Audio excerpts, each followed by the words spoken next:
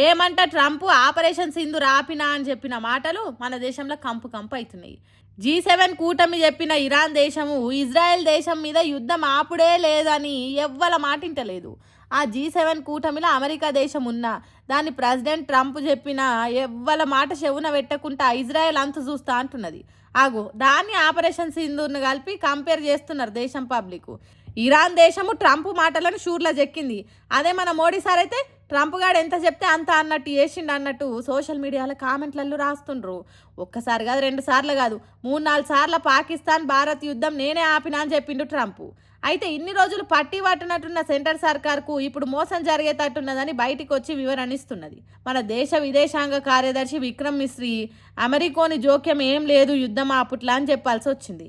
ఇంతకు ముందున్న cease fire అట్లనే ఉంచుదాం, మనం యుద్ధం చేసుకోవద్దని 2 దేశాలు ఒప్పుకున్నాకనే యుద్ధం ఆపినామని చెప్పిండు. మళ్ళీ దీని మీద కూడా సోషల్ మీడియాలో ట్రోలింగ్లు అవుతున్నాయి. ఆ నడుమ యుద్ధమే ఆపలేదన్నారు కదా, మళ్ళీ ఇప్పుడు 2 దేశాల అంగీకారం జరుగుతూనే యుద్ధం ఆగిందంటున్నారు. సరే, మీరు చెప్పినట్టు ట్రంప్ చెప్తేనే యుద్ధం ఆపకుంటే ఆ ముచ్చట ఆయనతోనే చెప్పించవచ్చు కదా. ట్రంప్ ఏమో నేనే ఆపినా అని పదే పదే చెప్తున్నాడు, మీరేమో కాదు కాదంటుర్రు. ఇంతకేది నిజం అని అడుగుతుర్రు. మన దేశం నిర్ణయాలు అమెరికోడు తీసుకున్నాడు ఏందని అంటుర్రు. మరి ఆపరేషన్ సింధూర్ ముచ్చట ఎంత దాకా పోతుందో ఎట్లా పాడవుతుందో చూద్దాం తిండ్రి.